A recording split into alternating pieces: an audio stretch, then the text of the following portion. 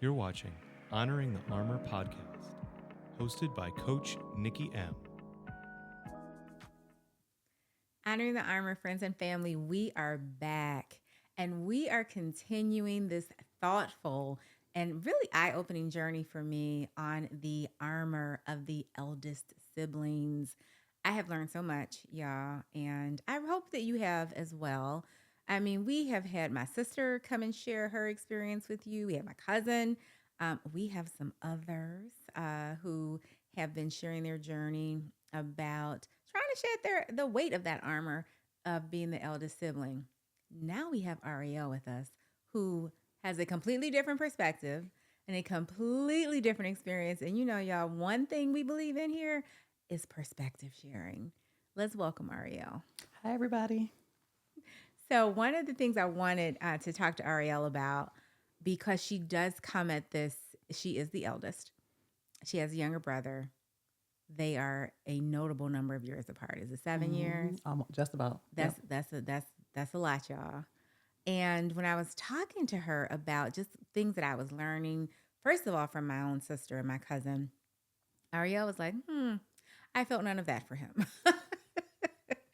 I didn't feel any of these things for my brother. So I wanted to maybe have her just share a little bit about her journey of being the eldest sibling and maybe unpack a little bit of what she did and did not experience.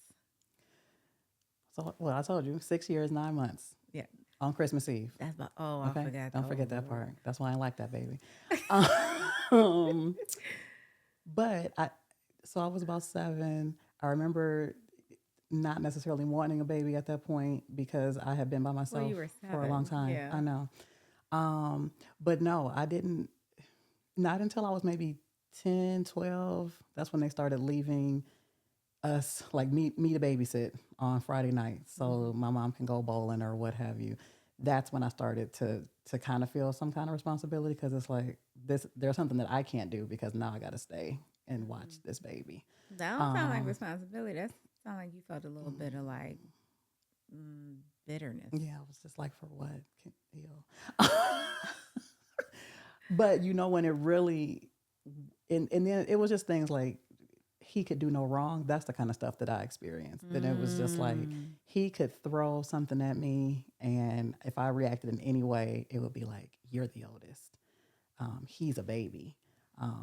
You should know better," as if he shouldn't. But even as he was getting older and could very well know better, so I felt the sense of like maybe act right around him, don't do certain things so that he wouldn't do certain things. Like I had to Yeah. be some kind of, I'm not necessarily perfect, but I needed to set an But an example. example, yeah. Yes. So it sounds like instead of what we've heard many oldest siblings express is that they felt this like either it was an ingrained responsibility Mm-hmm. to look out for us and be responsible for us, or it was something that was given to them or forced upon them, Mm-hmm. right? It seems like you felt like this kid is in my way. Yes. Okay. She's like, don't take a breath. Don't Like, think about yes. yes. Like, why did you have a baby and make him my problem? Mm-hmm. I was not interested. Not at all. No. Did you ever go through a period of time where you felt like, okay, I'm responsible for him? Um, well, like as he got old, well, I felt responsible when they would leave me with him because I Well, was at home with a young kid who was kind of dangerous. I mean, I like not extremely, but like because I'm scared because now. I'm like, what are you doing? So I felt the need to keep him safe, obviously. And then as he got older, like so when I went to college, he was only what like 12. I was gonna say, yeah. So then I felt the need to kind of tell him things about middle school, about studying. As he approached college, like make sure he was doing certain things. Mm-hmm. Because I think I told you I was very independent also when I was younger. So because my mom didn't have to do a lot for me, then I felt like I needed to do a lot for him because she didn't do it. I did it. I did the stuff for myself. So the things that I did for myself, I felt like I had to do for him. Why? Oh, because nobody's going to do it. He wasn't going to do it. He didn't know what to do. So what I'm hearing is that something kicked in. Some part of you engaged that button. You know, I think older siblings, y'all got a little button. is somewhere in there. And that little switch was flipped. Mm-hmm. Okay. Yeah. Yeah, I had to get because I can't be out here together and you're not together. You got to be together too. Mhm. So let me help you. Now, how do you feel? I got a little bit of backlash Mm-hmm. from Miss Lydia. I'm saying her name, y'all, in the mic slowly. So when y'all see what she said to me, I got a little bit of backlash from her when Mm-hmm. I said just turning that coin over. I'm not speaking for all the youngest siblings, so don't say mean things, y'all. But I'm speaking for most of us. We don't feel like that about y'all. We love you, but we just I think we've had a different experience. Mm-hmm. And, one of the things we know is that we all even experience our parents differently, right? Mm-hmm. Y'all got the early years, we got the later years. Mm-hmm. And so we are experiencing different stages of their growth. Mm-hmm. But because we also had a different experience, we don't feel like, I got to make sure she all right. I got to make sure she know this, because there are still some things, even if you were born first, that we can teach each other. Mm-hmm. We don't feel the need to teach y'all. She told me it's because we're ungrateful. Oh no, I wouldn't expect him to do that for me. Okay. Would you have liked it? No, I don't. I almost don't know what he would have said. I mean, well, until like now. She just told us, y'all, she know everything. No. What was he gonna teach me? Well, I mean, like in the adult years. yeah, like now he Mhm. now if he were to call and say something and then I would be like, oh, okay, great. Now it's like a reciprocity that we can have. Like we can have like Okay. a more equal. But like I feel like 7 years was really big for a long Yes. time. So like, what was this 12-year-old gonna tell me when I was in college? And certainly not the 12-year-old, but maybe the 25-year-old, right? Yeah, yeah. Mhm. But that's kind of when I felt like, so when I got out of college, maybe, yeah, about the time that I got out of college, that's when he went.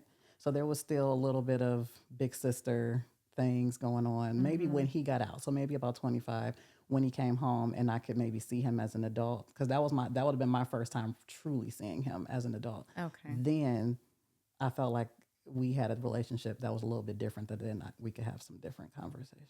Did you feel on the inside that like that caretaking? Because I talked to, not you, because y'all clearly she is not a caretaker. But I talked to the other people about the difference between caring without caretaking. And you and I talked a little bit about that. Like people don't know how to do this. It's so hard for them. Bless y'all hearts. And so did you feel that as he's 25 and you're seeing him a little differently, like, oh, he grew up. Did you feel that like caretaking kind of like released a little bit? Yeah, I thought it did. Yes. Until remember when I told you about how that my mom was still doing my mom still does things. And then by nature of my mom doing things still, You do it. Yes, it becomes, I feel like it somehow becomes my problem, because my mom will talk to me about the things that are going on in his life. And then it's burdening her so much that now it becomes an issue for me, because I'm like my mom's person.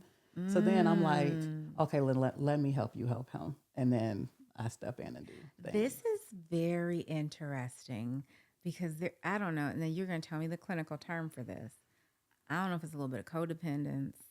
It can be. Oh, okay. It can be. That's what this is, y'all. Yeah, a little bit of that. And I talked previously with another guest about, like, I'm very good. I know y'all gonna be like, she's so mean. I'm not mean, y'all. I'm just the youngest, and I had to be responsible for me. But I talk about right in the middle, right? Mm-hmm. So when there is a problem of an adult child that the parent has decided, because it is a decision. Y'all can act like it ain't a choice. It is a choice. The parent has made the choice of, oh, I'm going to pick up this piece and make it my problem. And then another adult child says, y'all over there picking up problems and pieces. I'm going to take my piece of that problem. These are all choices. Sure. Those of us who know how to like ride the middle, where I can listen to you and hear your heart about how my sibling's problem is burdening you. And I go, oh, that's tough. Mm-hmm. That's it. I'm acknowledging that there's a problem, but I am not inserting myself and making it my problem. Mm-hmm. Now some of us, Lydia, would call that like, well, y'all ungrateful as the youngest siblings. I call it like that's a healthy response because I don't want to participate in the pathology, and I can acknowledge and have empathy without jumping in or swooping in. Mm-hmm. I think that's a healthy response. Well, I think by nature of being the youngest, I think that you've been taken care of. I don't, and you've not had to worry about things. So you don't. That's not your nature, which is fine. You shouldn't have to worry. You didn't have to worry because everybody had it. Mama had it. Sister had it. Brother, somebody might have had it. Eventually you had it, but somebody was helping you. Okay, what you're saying is before I could do for myself, Yes, somebody was. I Lots had of people were two doing. older siblings plus a mother who was doing for me Yes. and making sure I knew how to do for myself. Yes. Yes. But then me as the oldest, I did a lot of doing younger probably than you would have had to. Yes, because I was the youngest of three. Yes. And you were the oldest of two. Right. And there were two other people to scramble the eggs before it was my turn Right. to get up to the stove and scramble the eggs. Right. Okay. So like when my mom would leave in the morning and my dad would be asleep, but we didn't wake him up. So it was almost like being home by yourself. And I would get myself up and go. But then I think for my brother, either I might have got him up or maybe my mom was working different, like somebody, because she probably wouldn't let him get himself up. She'd probably be like, oh no, somebody has to get him. But if it was me, you missed that bus, figure out how you get into school. So, I mean, and that's not a bad thing. I mean, because it's a good thing for my adult life because then it's like I had to figure it out, how to do things. He did not, which is why we still do some of the things. Now that part I find that I'm just going to say that's probably a personality trait of you and your mom. Because like your brother's the youngest, I'm the youngest. But I have like such a vivid memory of the entire time I was growing up being told you better figure that out. And I have such I can tell you, it was like they had all had a meeting. I can't prove it, but it felt like that, where they all decided she on her own. We giving her to God. You know what I'm saying? Because it was like all at once, it was a whole, we're not doing this for you anymore. And to me, it felt like it happened all in the same 90-day period. Like each one of them was you on your own, figure it out. We're not, I was a late bloomer and I didn't want to learn how to drive. So when it came to driving, I got 3 people to take me where I need to go. Right. So I was like, I don't need a license. It was almost like collectively they were like, but you do. You're on your own. Like it felt like I was just dropped into, you got to figure it all out. And so I figured it all out. But what I hear is you and your mother are not dropping. Y'all did not drop him. No. Well, okay. But my mom didn't drop him. Don't try blaming on your mother. You right there. No, I'm only a little bit. It's more He's her. right here. She's right there. You right next to her going, ooh, you gonna drop, he gave you 6 pieces? Well, I don't want you to drop one. Let me get one. No. No. Some stuff I ignore very, very well. It depends on what we're talking about. I'm serious. That means some stuff you don't ignore well. I'm not saying you should or shouldn't. This is not a judgment.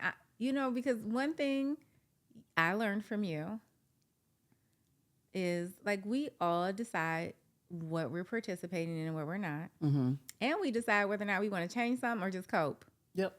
That was a really good lesson. And you might decide, I can take this much, but I'm not going past this. because if it's easier for me, I'm doing whatever's easy for me.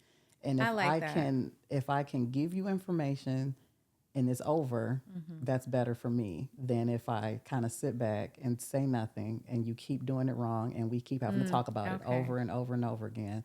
Let me just help you. Okay. What happens for you? I'm going to ask you about your personal experience and maybe I'll ask you about your professional.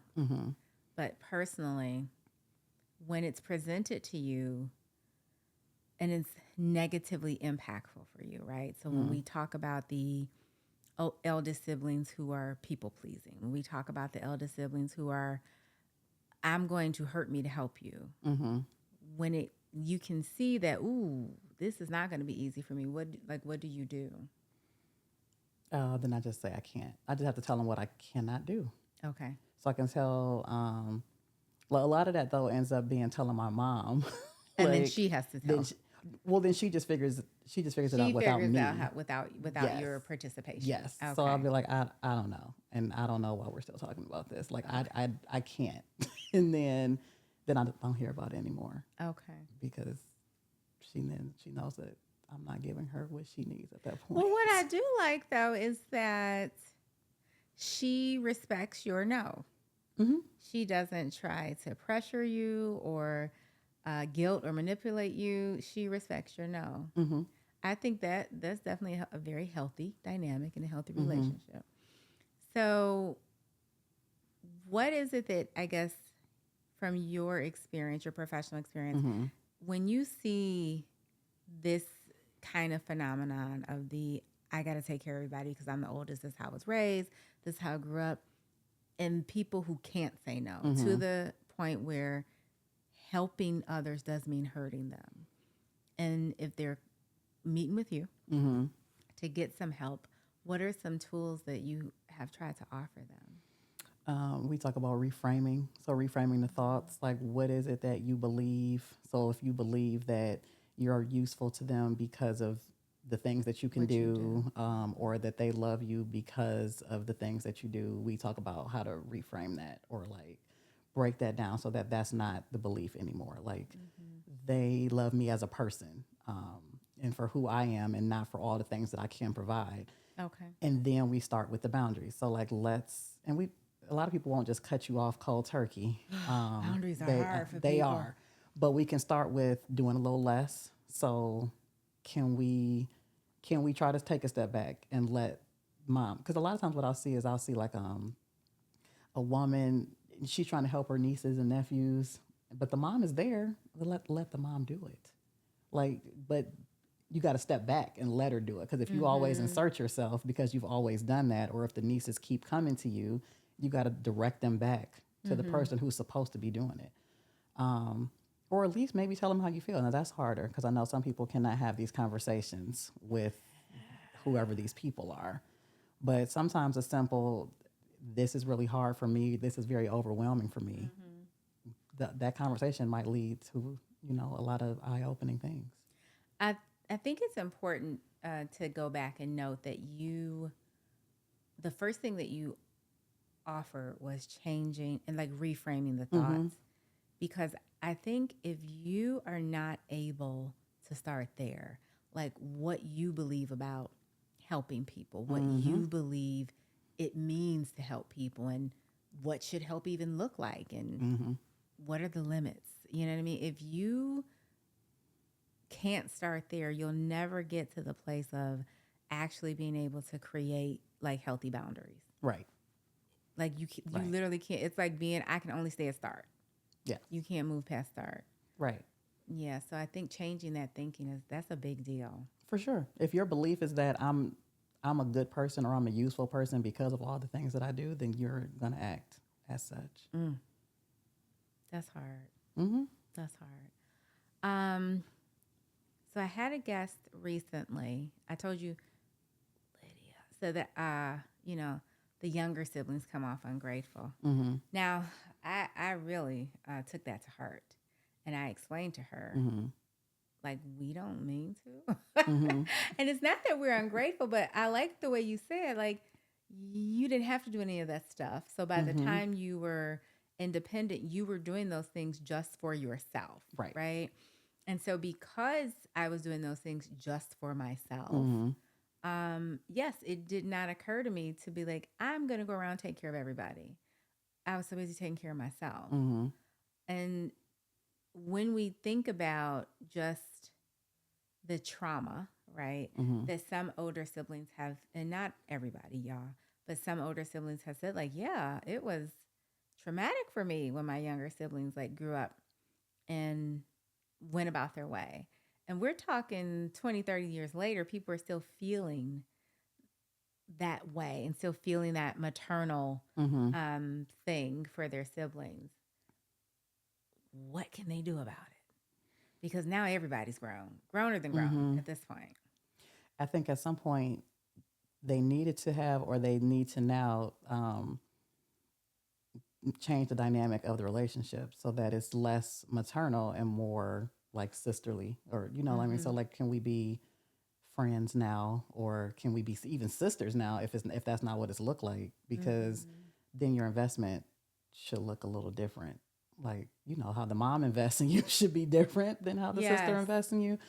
So maybe now, and it should be the same thing with the mom and the daughter. So like when the daughter gets to a certain point, I mean, she's always mom, but you become more of your mom's like some friend in some kind of way. A lot of people will. While she lets you make your own decisions, and she's got to trust that. Did you say let us? Yeah, let's. Oh Lord! Right. While she should step back while you make them. Right, but like, and then it could be more of like maybe she sometimes asks you for advice. You know what I mean? Because that's the dynamic will switch. I think when they don't like that though. They don't love it. No, but that's what needs to happen. Oh, say it. Can you say it into the camera just in case my mother's watching this? It needs to happen. You gotta switch the dynamic. Because she does not like that. Why? You know what? My mother is a mother who believes, like deeply ingrained in her soul, that because she came first, well, yes, you were born first, okay, okay, and because I gave birth to you all, I am always the ever knowing. I have the most center of knowledge and understanding.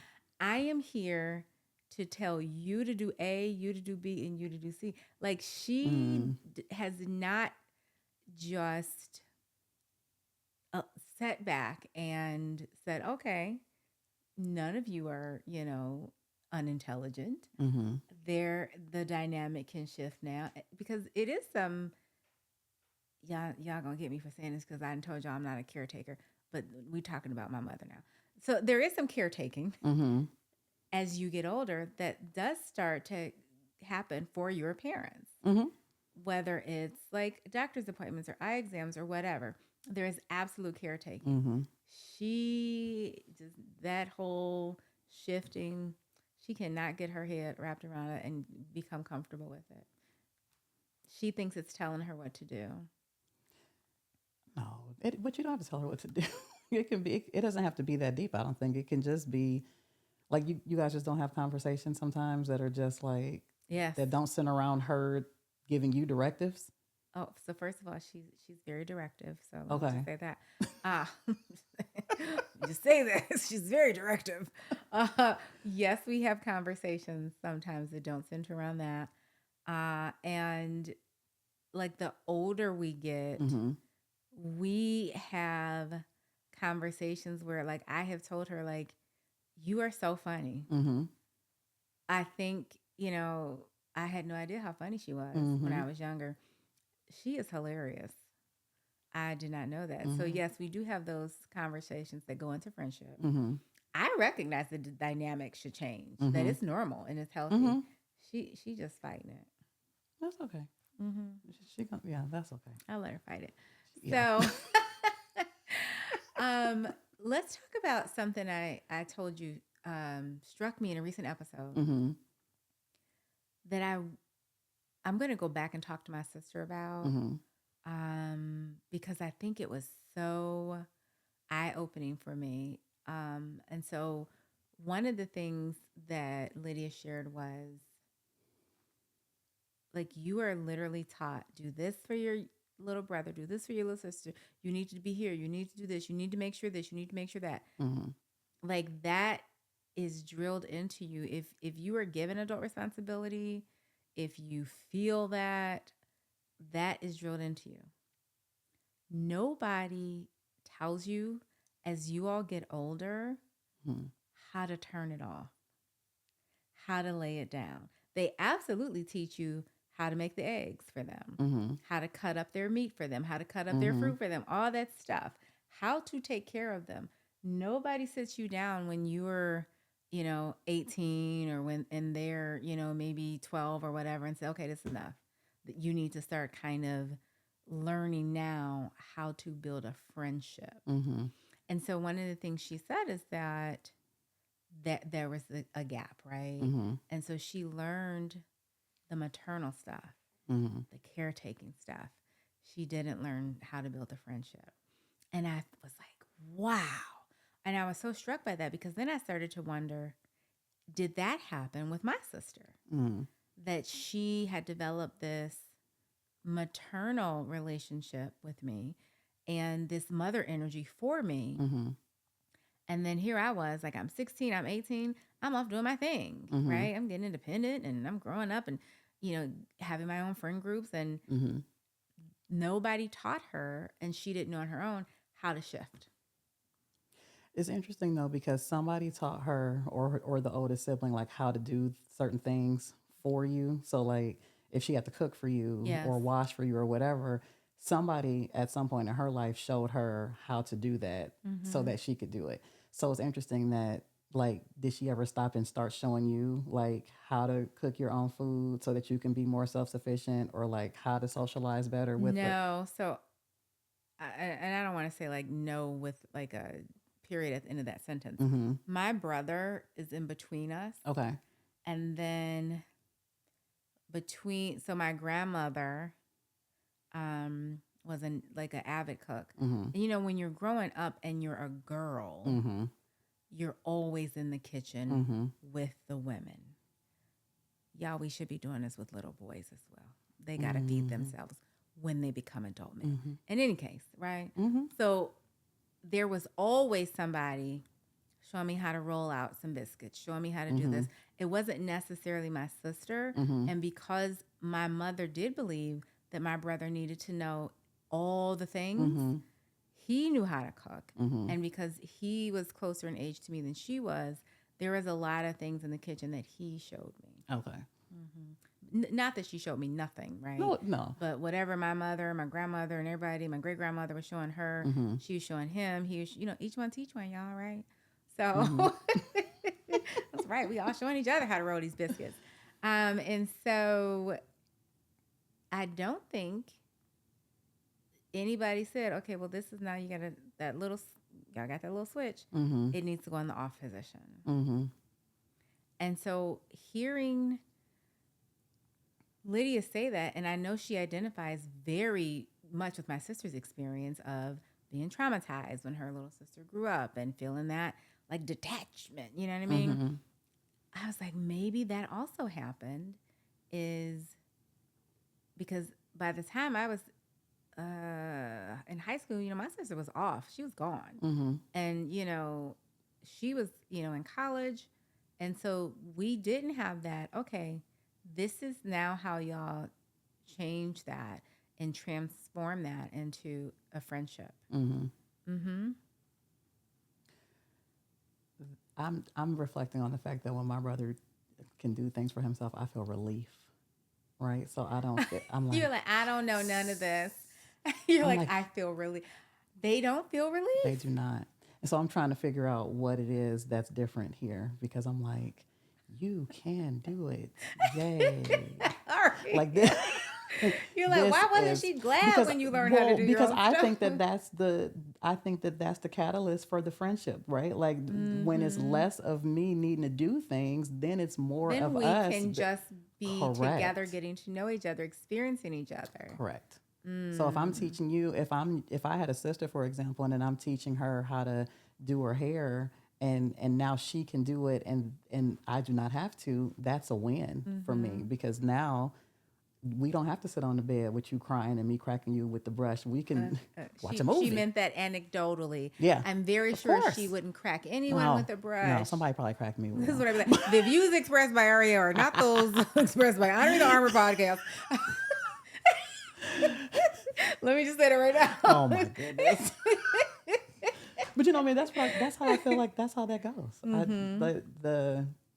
Because my mom doesn't have to do certain things for me, or she doesn't have to worry that I won't do them incorrectly or what have you, Yeah. then that's why we have time To just be to us. laugh. Yes. And yeah. And that Yes. should be a beautiful thing, I would think. I think that, and this is why perspective sharing is so important. I think that the core of some of that is the why, right? How did you get the mother energy? How did it develop, and why did it develop? And that is all inside of why we missed the early, because I don't think it's forever missed. I think you missed the early opportunity to transition to friends. Yes. But I don't think it goes away forever. No. Yeah. No. But I think in order to understand why did you miss that early opportunity to transition, you have to understand, well, how did we get here to where you felt that you were responsible for this sibling? How did we get here to where you felt that you had to make sure they were all right all the way up into their 30s plus? You know what I mean? Like, how did we, and why are we still here?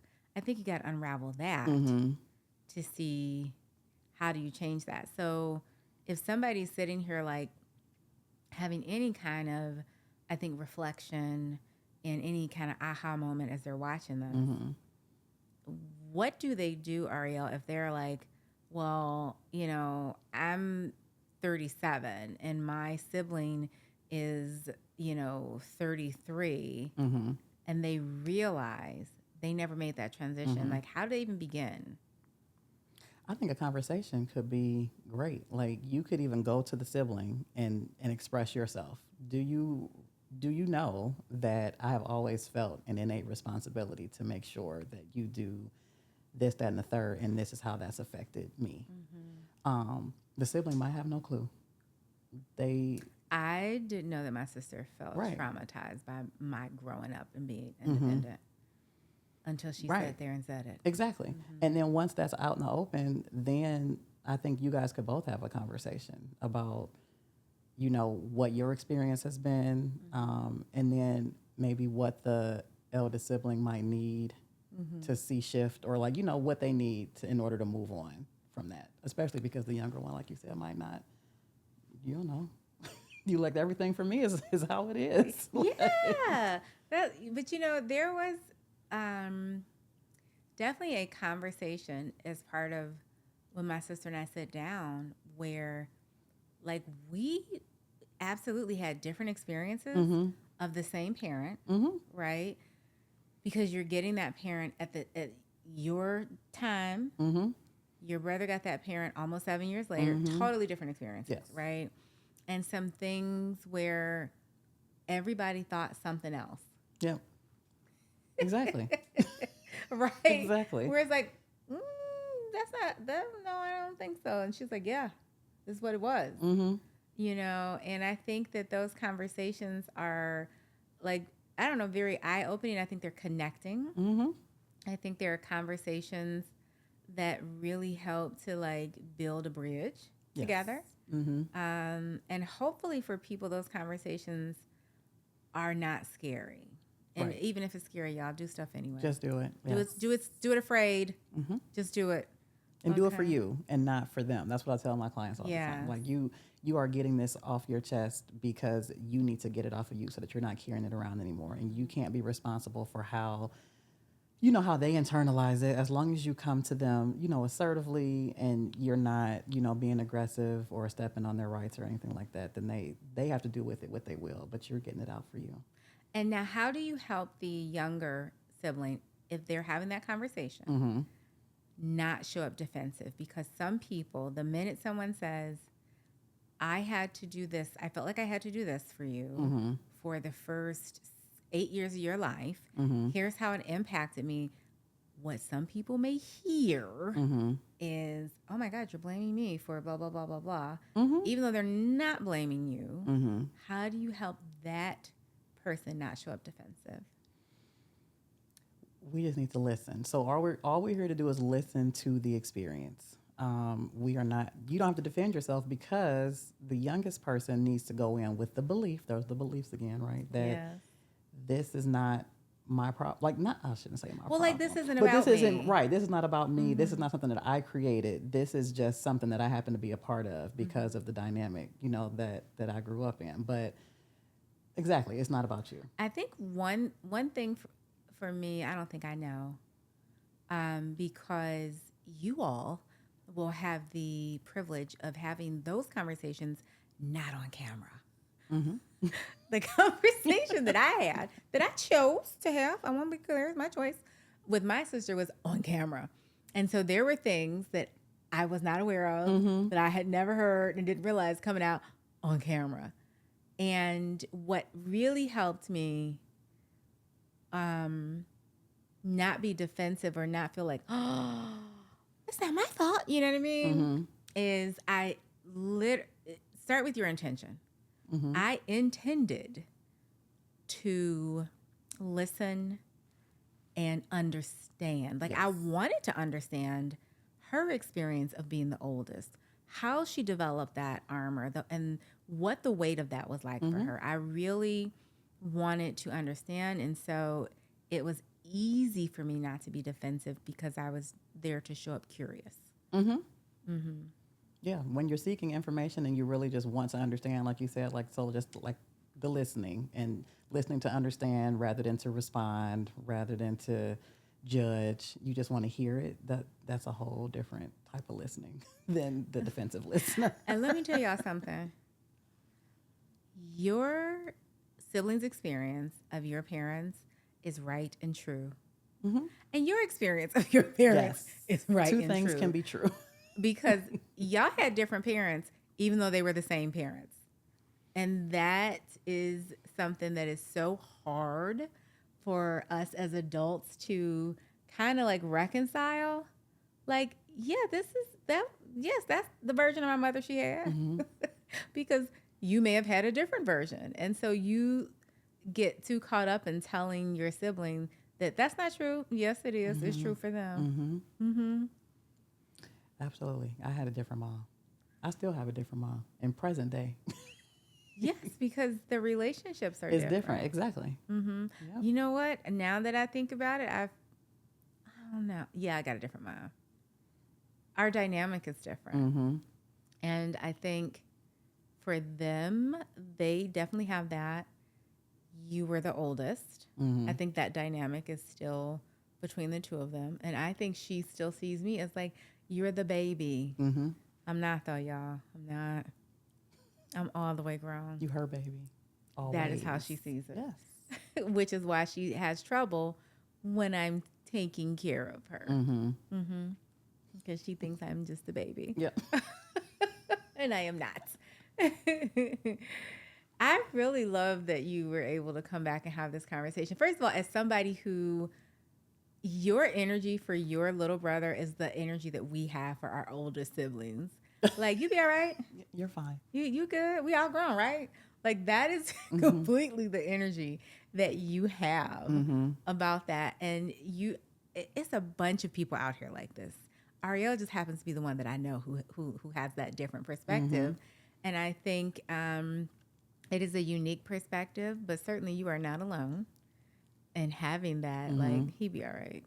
Well, you know what? I will tell you, I feel like the energy that maybe like other people have for their younger siblings, like what your sister might have experienced, I actually probably have that more for my cousin. I have a cousin who's 12 years younger than me, and she's a girl. 12 years? That's a lot. Yes, now she was my baby for real. Like, they would let we me. get down to it. They would let me, like, when I was 16, I would go get her. She would come with me to the dentist. Like, that was my girl. But not like. Why are y'all going to the dentist? Because she wanted to be with me. And so you're like, yeah, And we got to pick her up for my dentist I'd be like, appointment. they'd be like, can you come get her? And I'd be like, I'm just going to the dentist. And she'd be like, but I want to come. And they had the little playroom in the dentist, and she would just be in there living her best life, but I would get my teeth cleaned. And she would come with me to Mark's, and I would buy her Did you say stuff. Mark? Mark's, yes, where I worked. And I would buy her markers and books. Like your baby. That was my baby. And so, like, now I have caught myself on occasion because obviously this is now a much older baby, and she doesn't A need me. She has much older baby. She Y'all, has she didn't even acknowledge so this was an she's adult. She's a much older This is baby. a much older baby. She has a husband and she has This is an adult. A child. But at some point, I noticed there's a shift. I'm like, oh, she don't even call me and ask me those questions. No, she don't need me Because she knows the don't- answers. yes, but I think, and I still was fine with that for the Were most you? part. 'Cause Yes, I but it feel kind of like hurt you my were- feelings a little bit. Yes. Yes. Yes. So what I think- hear you say is that you had mother energy for her. Yeah. Oh, yeah. It's my girl. And when she started to grow up and mature and gain independence, as she should, Absolutely. your feelings were hurt. A little bit. Mm-hmm. So I'm bringing this full circle, y'all. The reason you didn't feel that mother energy for your little brother, I go back to 7 years later. He was born on Christmas Eve. He was in your way. Mm-hmm. But the cousin, 12 years age difference, was not in your way. You welcome that mothering. Yes. This is deep. Yeah. You're right. Yep. I was like, oh, my goodness. When she started to get her own friend groups, were you like, how dare she? Did you feel that? You felt a little tension No, there? well, it wasn't like, how dare you have friends, but it was sometimes like, you would rather be with them than me. Like, you would, a little bit, like, you don't, kind of like, you know how, like, my grandmother at some point was just like, oh, you don't want to come over our house anymore? You too old for me? Like, kind of like that. I'm like, oh, Do you realize really that wanna you have compared good it to your friends? grandmother? Well, what I'm saying, well, that's how that was the only person that I had that experience with. My grandmother used to be mad at some point when we didn't want to come to her house, like when we didn't freely. Because your grandma. I know, but she was still kind of fun. And that's how I feel like my cousin thought about me. Like, you still kind of fun, but these people my age are more fun. You want to? She doesn't want to hang out with me anymore. Yes. All of the things She don't want to be my friend. that my sister talked about, Ariel, what you're telling me now is you experienced those Yeah. things. Oh, yeah. I just had to think about it. It was Just for not for for a somebody else. sibling. Correct. It was for a cousin. This is deep.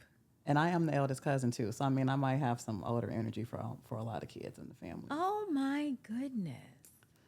Yep, it's there. So now I'm going to ask you, Mm-hmm. when did you transition, if you did, to building a friendship with her? When she came home from college, I think. Okay. Because then I have a choice. Like, I don't have a choice but to see this adult as a friend because. So now you got to start a new dynamic. Yes.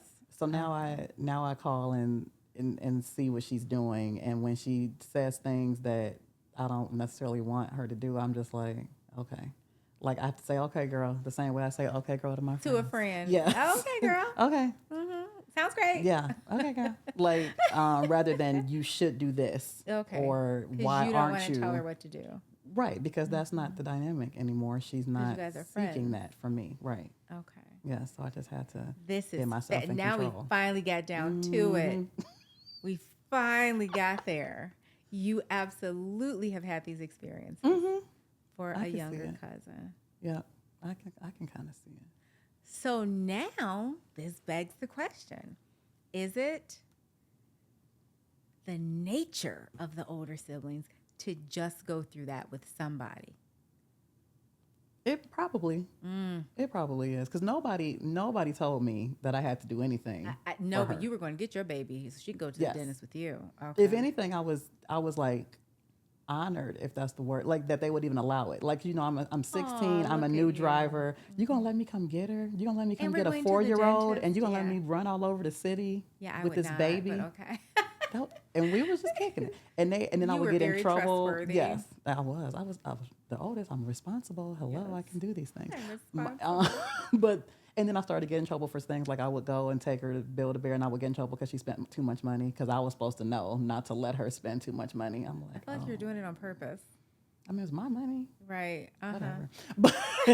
But yeah, I definitely had that for her. Not necessarily. I don't know why I didn't have it for my brother because he was just Well, we've established Yeah. that. He was in your Just- way and he was yeah. born on Christmas Eve and yeah, not he was having not the Christmas present you batteries. wanted. No, Okay. where he come from? Y'all, tell us what y'all think. Is it just this is the cross the older sibling has to bear and there's no way that they can get around it? You know how people say, like, you can try as hard as you can to not become your parents, but you grow into your parents no matter what? Like, some parts of you are just you're going to grow into your parents. Is that true? And when we think about this whole armor of the elder sibling, is it just no matter, you can't fight it, you're going to experience that maternal energy, that mother energy, that caretaking, and that dramatic, when we have to grow up and, become on our own, you're going to have that for somebody just because you were born the oldest. You probably will. And then I think it just takes it has a different flavor when you have somebody who's also then parentifying you. Like, so if you already feel that way, and then if you have a parent who's putting you in that position and insisting that you do the things, then of course it's going to be stronger. Like inescapable exactly. Almost. Okay. Yeah. Let us know what you think. Ariel, we finally got down to brass tacks. Had to think about it. Yeah. Thank you so much. Of course. I appreciate this. Now, Ariel's brother, when you see this, she loves you. Of course. She ain't really mean none of that stuff. I love helping you. It's so much fun. It's so great. All right. Thank you again for coming to see us. Thanks for having me. So much fun. Oh, it was. Honoring the Armor friends and family, thank you so much for joining us, for your support. Please remember to like, share, and subscribe. Tell us what you think. Maybe you're the youngest like me and not at all ungrateful. Maybe you're the oldest like Ariel and figured out you have some other energy for some of your siblings or cousins. Let us know what you think. Thank you so much for joining us. Thank you for watching Honoring the Armor podcast. We're releasing new episodes every other week. Let's keep the conversation going in the comments. Like and subscribe so you don't miss out.